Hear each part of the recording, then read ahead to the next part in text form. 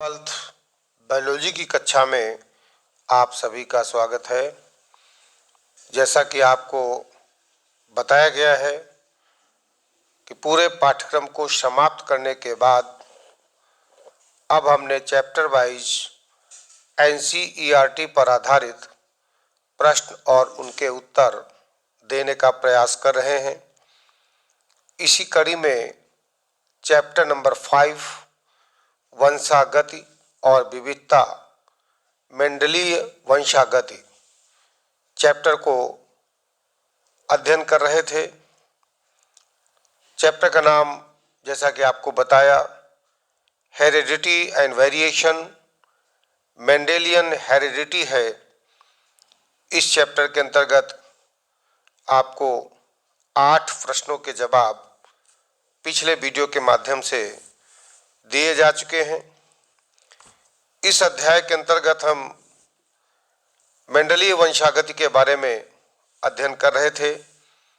जैसा कि आपको पता है कि आनुवंशिक का वैज्ञानिक अध्ययन सबसे पहले ग्रेगर जॉन मेंडल ने किया था और इनका जन्म 1822 में 22 जुलाई को एक माली परिवार में हुआ था।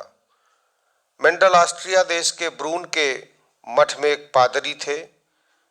अपने अवकाश के समय में गिरजाघर के बगीचे में मेंडल ने मटर के पौधों में संकरण के अनेक प्रयोग किए।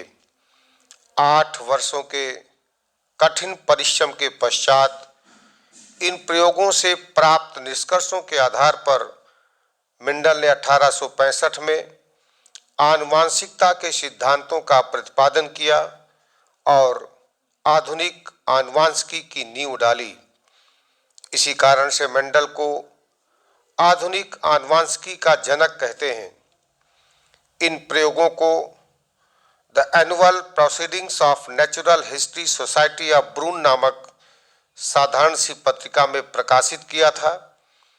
दुर्भाग्यवश उस समय डार्विन के विकासवाद की ओर आकर्षित होने के कारण वैज्ञानिकों ने मेंडल के कार्यों एवं नियमों की महत्ता की ओर ध्यान नहीं दिया। मेंडल का यह महत्वपूर्ण कार्य 35 वर्षों तक उपेक्षित रहा। मेंडल की मृत्यु के 16 वर्ष बाद सन 1900 में 3 वैज्ञानिकों ने स्वतंत्र रूप से अलग अलग काम करके वही निष्कर्ष निकाले जो मेंडल ने प्रस्तुत किए थे। ये 3 वैज्ञानिक थे हॉलैंड के ह्यूगो डिब्रिज, ऑस्ट्रिया के शेरमॉक और जर्मनी के कार्ल कोरेंस। तीनों वैज्ञानिकों के प्रयोगों के परिणाम स्वरूप मेंडल के नियमों की खोज पुनः विश्व के सामने आई और आनुवंशिकता के नियमों को ही मेंडलिज्म के नाम से जाना जाता है। जैसा कि आपको बताया जा चुका है, मेंडल ने अपने प्रयोग गार्डन पी में किया था, जिसका बोटानिकल नेम पाइसम सटाइवम है। मेंडल की सफलता के कारण थे क्योंकि मेंडल ने एक समय में केवल एक ही लक्षण की वंशागति का अध्ययन किया था। मेंडल ने अपने प्रयोगों का दूसरी तथा तीसरी तथा आगे कई पीढ़ियों तक अध्ययन किया था। उन्होंने अपने प्रयोगों में इकट्ठे किए गए आंकड़ों का पूरा रिकॉर्ड रखा और उनका सावधानी पूर्वक विश्लेषण किया। उन्होंने केवल ऐसे पौधों को चुना जो आनुवंशिक रूप से शुद्ध नस्ली अर्थात प्योर ब्रीड थे। इसकी पुष्टि उन्होंने अगली पीढ़ियों के पौधों से स्वपरागण परीक्षणों से की। उन्होंने शुद्ध लक्षण वाले पौधों की वाटिका में अलग अलग क्यारियों में बोया, जिससे उनमें अन्य लक्षणों वाले पौधों से मिलने की संभावना न रही। स्वपरागण की संभावना को समाप्त करने के लिए कुछ लंबे और कुछ छोटे पौधों के पुंकेसरों को काट दिया। इस तरह से मेंडल ने अपने समस्त प्रयोगों को उद्यान मटर पाइसम सटाइवम में किया था। ये सब बातें आपको पिछले वीडियो के माध्यम से बताई जा चुकी हैं।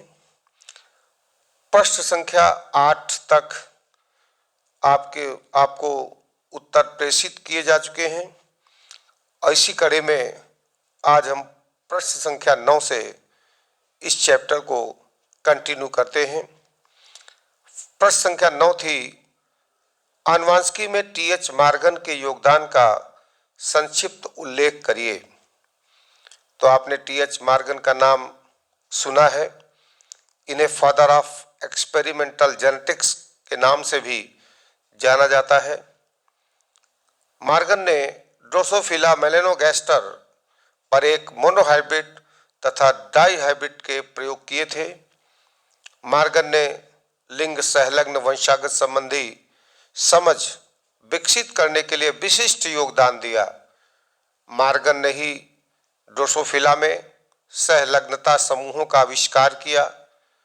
ड्रोसोफिला के सफेद आंख वाले उत्परिवर्ती की खोज का श्रेय भी मॉर्गन को दिया गया।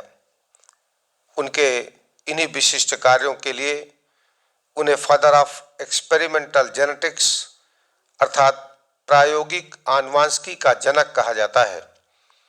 मॉर्गन को सन 1933 में आनुवंशिकी क्रोमोसोम की भूमिका संबंधी शोध कार्य के लिए जीव विज्ञान एवं कार्यकी बायोलॉजी एंड फिजियोलॉजी क्षेत्र में नोबेल पुरस्कार भी दिया गया।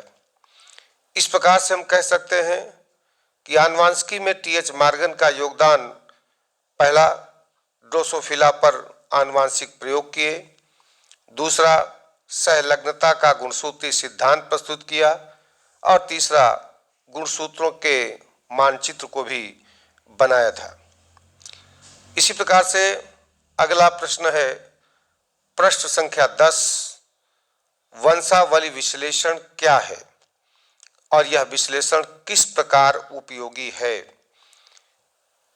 अर्थात पेडिग्री एनालिसिस के बारे में पूछा गया है कि पेडिग्री एनालिसिस या वंशागत विश्लेषण क्या है। तो वंशागत के संबंध में वंश के इतिहास का कई पीढ़ियों तक अध्ययन करना वंशावली विश्लेषण कहलाता है। मानव आनुवंशिकी में वंशावली अध्ययन एक महत्वपूर्ण उपकरण होता है जिसका उपयोग विशेष लक्षण, अपसामान्यता या रोग का पता लगाने में किया जाता है। लक्षणों की वंशागति का मनुष्य की अनेक पीढ़ियों में किए गए विश्लेषण को वंशावली विश्लेषण कहा जाता है। इनका विश्लेषण या अध्ययन ही वंशावली विश्लेषण है।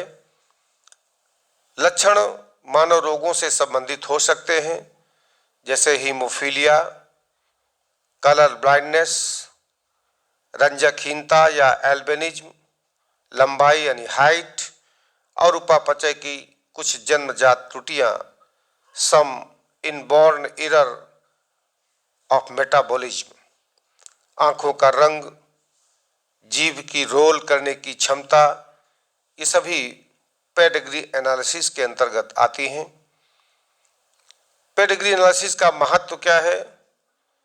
पेडिग्री एनालिसिस से हमारे लिंग संलग्न रोगों संबंधी ज्ञान में वृद्धि होती है और पेडिग्री एनालिसिस के आधार पर किसी दंपत्ति को उनके आगामी बच्चों या भ्रूण में हो सकने वाली असामान्यताओं के बारे में समय से जानकारी भी दी जा सकती है। मनुष्य में चूंकि कंट्रोल हाइब्रिडाइजेशन करना संभव नहीं है, अतः आनुवंशिकी विकारों का अध्ययन हम पेडिग्री की मदद से कर सकते हैं। क्वेश्चन नंबर 11 है, मानव में लिंग निर्धारण कैसे होता है? सेक्स डिटर्मिनेशन इन मैन, इसको भी आपको क्लासरूम में पढ़ाया जा चुका है। जैसा कि आप जानते हैं, मनुष्य में गैमेटोजेनेसिस के द्वारा गैमीट बनते हैं, युग्मक बनते हैं, अर्थात पुरुष में स्पर्मेटोजेनेसिस यानी शुक्र जनन के दौरान अर्धसूत्री विभाजन के द्वारा दो तरह के शुक्राणु या स्पर्म्स बनते हैं। 50% अर्थात आधे ऐसे शुक्राणु जिनमें 23वीं जोड़ी का X गुणसूत्र जाता है अर्थात A+X तथा 50% वे जिनमें Y गुणसूत्र जाता है अर्थात A+Y, जबकि स्त्री समयुग्मकी होती है। स्त्री के अंडाशय में अंडाणुजनन अर्थात oogenesis के परिणाम स्वरूप अंडाणुओं का निर्माण होता है। यह भी अर्धसूत्रीय विभाजन द्वारा बनते हैं, इसलिए ये अंडाणु हैप्लॉइड यानी अगुणित होते हैं, अर्थात प्रत्येक अंडाणु में माता के XX में से केवल एक ही X लिंग गुणसूत्र पहुंचता है और ये सभी एक जैसे होते हैं। अतः प्रत्येक अंडाणु का गुणसूत्र ढांचा A+X होता है। अब निषेचन या फर्टिलाइजेशन में यह केवल संयोग मात्र है। यदि किसी अंडाणु से X गुणसूत्र वाला शुक्राणु मिलता है तो युग्मनज में 23वीं जोड़ी के गुणसूत्र XX पाए जाएंगे एवं इसके परिणाम स्वरूप संतति लड़की होगी। और यदि किसी अंडाणु का निषेचित Y लिंग गुणसूत्र धारण करने वाले शुक्राणु से होता है तो युग्मनज के परिवर्धन के परिणाम स्वरूप उत्पन्न संतान लड़का अर्थात XY होगा। इस तरह से हम मानव में लिंग का निर्धारण कर सकते हैं। क्वेश्चन नंबर 11 का आंसर आपने समझ लिया होगा। अब इसी का क्वेश्चन नंबर 12 जो दिया गया है वो है शिशु का रुधिर वर्ग O है, पिता का रुधिर वर्ग A और माता का रुधिर वर्ग B है। जनकों के जीनोटाइप मालूम करें और अन्य संतति में प्रत्याशित जीनोटाइप की जानकारी प्राप्त कीजिए। हमने आपको क्लास में रुधिर वर्गों की वंशागत के बारे में विधिवत समझाया हुआ है और उसमें बताया था कि किस प्रकार से हम उनकी संतानों में किस प्रकार का ब्लड ग्रुप होगा, इसकी जानकारी बड़ी आसानी से कर सकते हैं। मेंडल के नियमों के अनुसार होती है। रुधिर वर्गों की वंशागति में भी मेंडल के नियम लागू होते हैं। इसकी वंशागति 2 या 2 से अधिक तुलनात्मक लक्षण वाले जीन्स अर्थात एलील्स पर निर्भर करती है। शिशु का रुधिर वर्ग O है तो उसका जीनोटाइप केवल II होगा, अन्य कोई नहीं होगा, क्योंकि उसे शिशु एक I अपने पिता से और दूसरा एलील I उसकी मां से प्राप्त होता है। अतः उसके पिता और माता का रक्त समूह A और B के लिए विषम युग्मजी ही होना चाहिए, तभी वह शिशु की I एलील का योगदान कर सकेंगे। अतः पिता का रक्त समूह IBI और माता का IBI होना चाहिए। इस तरह से हम बता सकते हैं कि रुधिर वर्ग O के लिए केवल एक जीन प्रारूप I0 संभव है। अतः दोनों पेरेंट्स यानी जनकों में एक I0 एलील होना चाहिए। अतः जनकों का संभव जीन I0IA तथा I0IB होना चाहिए। इस प्रकार के जीन प्रारूप वाले जनक सभी प्रकार के रुधिर वर्ग वाले संततियों को उत्पन्न कर सकते हैं। इस तरह से हम अगर शिशु का रुधिर वर्ग O है, पिता का रुधिर वर्ग A है, माता का B है, तो जनकों के जीनोटाइप मालूम कर सकते हैं और अन्य संतति में प्रत्याशित जीनोटाइप की जानकारी भी प्राप्त कर सकते हैं। इस चार्ट के माध्यम से भी आप रक्त समूह क्या होंगे इसकी जानकारी कर सकते हैं। अब इसी कड़ी में प्रश्न नंबर 13 यानी 13, निम्न शब्दों को उदाहरण समेत समझाइए। पहला है सह प्रभाविता और दूसरा है अपूर्ण प्रभाविता। कोडोमिनेंस एंड इनकम्प्लीट डोमिनेंस, इसे भी आपको समझाया जा चुका है। कोडोमिनेंस के बारे में, जब किसी युग्म विकल्पी जोड़े के जीन एक दूसरे के लिए प्रभावी या अप्रभावी न होकर F1 संकरों में दोनों युग्म विकल्पी समान रूप से अभिव्यक्त होते हैं तो इस घटना को हम कोडोमिनेंस या सह प्रभाविता कहते हैं। अतः सह प्रभावी जीन वाले विषम युग्मजी में दोनों जीन अपने लक्षण साथ साथ प्रकट करते हैं, जैसे कि मवेशियों में आवरण के रंग की सह प्रभाविता। आपने जानवरों में, गाय में, बकरियों में देखा होगा, उनमें दो रंग एक साथ आ जाते हैं। यह सह प्रभाविता का सबसे बढ़िया उदाहरण है। दूसरा है अपूर्ण प्रभाविता या इनकम्प्लीट डोमिनेंस। इसकी खोज कार्ल कोरेंस ने सन 1903 में की थी। अनेक घटनाओं में देखा जा चुका है कि संकरण के बाद F1 पीढ़ी में प्रभावी एवं अप्रभावी लक्षणों वाली सम्मिश्रित संतानें पैदा होती हैं, अर्थात कोई भी लक्षण प्रभावी नहीं होता, बल्कि संतानें दोनों जनकों प्रभावी और अप्रभावी के संयुक्त लक्षण को प्रदर्शित करती हैं। ऐसी घटना को हम अपूर्ण प्रभाविता या इनकम्प्लीट डोमिनेंस या इंटरमीडिएट इनहेरिटेंस, मध्यवर्ती वंशागत के नाम से जानते हैं। इसके एग्जाम्पल की बात करें तो गुलाब बांस, जिसका बोटानिकल नेम मिराबिलिस जलापा है, इस पौधे को हम सामान्य रूप से 4 o'clock प्लांट के नाम से भी जानते हैं। इस पौधे की प्रायः 2 समयुग्मजी किस्में शुद्ध लाल पुष्प और शुद्ध सफेद पुष्प वाली ज्ञात हैं। इन दोनों किस्मों में संकरण के बाद F1 में लाल या सफेद पुष्प वाले पादप न पैदा होकर गुलाबी रंग के पुष्प पैदा होते हैं। F1 पीढ़ी के पादपों में सेल्फ फर्टिलाइजेशन अर्थात स्वनिषेचन के बाद F2 पीढ़ी में लाल, गुलाबी एवं सफेद पुष्प वाले पादप 1:2:1 में प्राप्त होते हैं।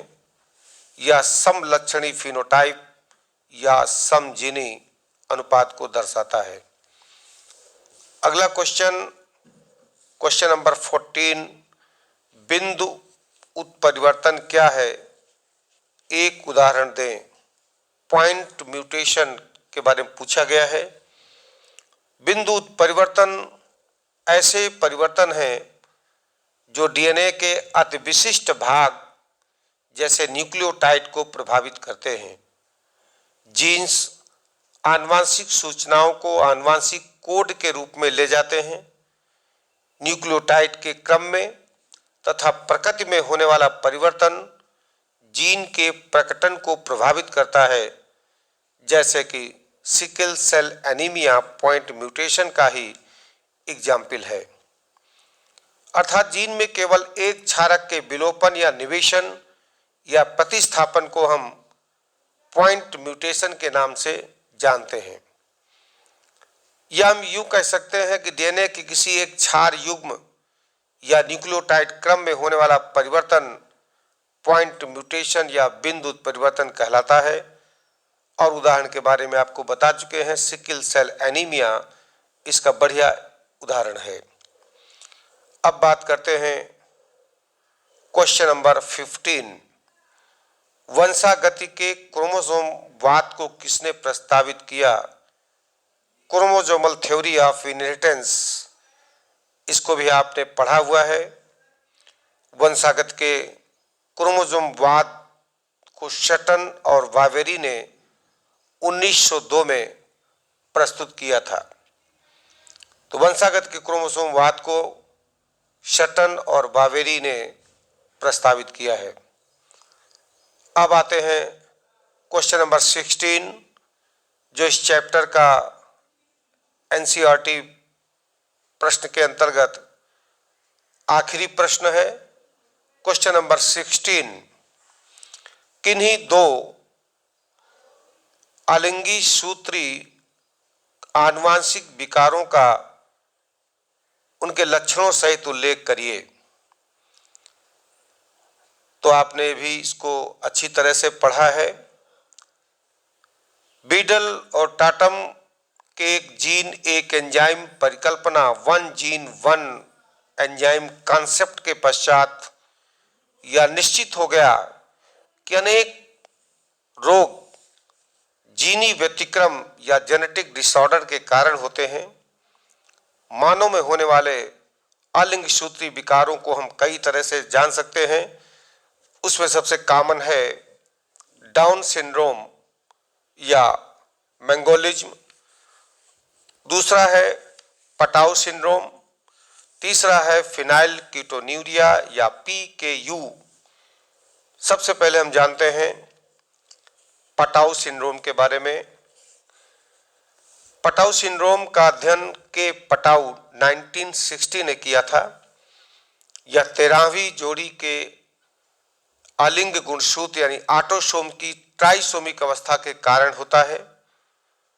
इस सिंड्रोम से पीड़ित बच्चों के शरीर में बहुत से लक्षण बनने लगते हैं, जैसे कि तालू में दरार, रुधिर परिवहन का अनियमित होना, मस्तिष्क का अल्प विकसित होना, बहरापन, हृदय एवं अन्य तंत्रों की विकृतियां, ऊपरी ओष्ठ यानी लिप बीच से कटकर हेयर लिप बन जाना, ये सभी पटाउ सिंड्रोम के लक्षण होते हैं। पटाउ सिंड्रोम से प्रभावित बच्चे लगभग 3 माह तक ही जीवित रह पाते हैं। प्रति 20,000 शिशुओं में से एक शिशु पटाउ सिंड्रोम से ग्रसित हो सकता है। और अगला है फिनाइल कीटोन्यूरिया। फिनाइल कीटोन्यूरिया उपापचय के अंतर्गत त्रुटि दर्शाने वाला दैहिक विकार या सोमैटिक डिसऑर्डर है। इसमें फिनाइल एलेनाइन नामक अमीनो एसिड के उपापचय पथ में भाग लेने वाले विशेष एंजाइम की अनुपस्थिति कारण होता है। इस एंजाइम की अनुपस्थिति के कारण फिनाइल पायरुविक एसिड का विघटन नहीं होने पाता और यह रुधिर में इकट्ठा हो जाता है, जिसके कारण स्किन में पीलापन, मानसिक कमजोरी, मंद बुद्धि एवं मस्तिष्क ऊतक का विनाश जैसे लक्षण विकसित होते हैं। साथ ही अतिरिक्त फिनाइल पायरुविक एसिड यूरिन के साथ उत्सर्जित होता है। इसके अलावा एक और विकार जान सकते हैं डाउन सिंड्रोम, जिसके बारे में भी आपको बताया जा चुका है, जिसे मंगोलिज्म कहते हैं। सन 1866 में इंग्लैंड के लैंगडन डाउन ने मंगोली जड़ता या जड़बुद्धिता या मंगोलॉयड रोग का अध्ययन किया था। ऐसे व्यक्तियों के गुणसूत्रों की ट्राइसोमिक स्टेज का वर्णन किया था। इसके पश्चात इसका अध्ययन लेजोन 1959 ने किया था। लगभग 700 बच्चों में से एक बच्चा इस सिंड्रोम वाला होता है। इनकी 21वीं जोड़ी के ऑटोसोम में 2 की जगह 3 गुणसूत्र होते हैं। अतः इनमें कुल गुणसूत्रों की संख्या 47 होती है, जबकि सामान्य गुणसूत्रों की संख्या 46 होती है। इस सिंड्रोम से ग्रसित व्यक्ति की आंखें तिरछी एवं पलकें मंगोलों की भांति फोल्डेड, सिर गोल, त्वचा खुरदरी, जीभ मोटी, अंगुलियां ठूंठदार एवं मुख खुला सा रहता है और ऐसे बच्चे मंद बुद्धि के होते हैं। इनका कद भी छोटा होता है। इनके जननांग सामान्य किंतु पुरुष नपुंसक होते हैं। उनकी आयु लगभग 12 से 14 साल तक होती है। चिकित्सकीय देखरेख में 20 वर्ष की आयु तक ये जीवित रह सकते हैं। सामान्यतः ये 40 वर्ष अवस्था या इससे भी अधिक आयु की स्त्रियों द्वारा प्रथम गर्भधारण से जन्मी संतानें होती हैं। इस तरह से इस चैप्टर के समस्त NCERT पर आधारित प्रश्न और उनके उत्तरों से आपको अवगत कराया जा चुका है। ये सारे प्रश्न और उनके उत्तरों को हमने अपनी ही लिखी हुई किताब के माध्यम से प्रेषित किया है। जैसा कि आपके पास ये किताब उपलब्ध होगी, जिसमें समस्त एनसीईआरटी पर आधारित प्रश्न और उनके उत्तर, इसके अलावा अन्य महत्वपूर्ण प्रश्नों के उत्तरों को समाहित किया गया है। आशा है इस अध्याय के अंतर्गत जो भी एनसीईआरटी पाठ्यपुस्तक पर आधारित प्रश्न समाहित थे, उन सभी के उत्तरों से आपको अवगत करा दिया है। अब इस ऑडियो नोट्स के माध्यम से बताए गए समस्त प्रश्नों के उत्तर अपनी नोट्स कॉपी में अवश्य लिख लीजिएगा। बहुत बहुत धन्यवाद।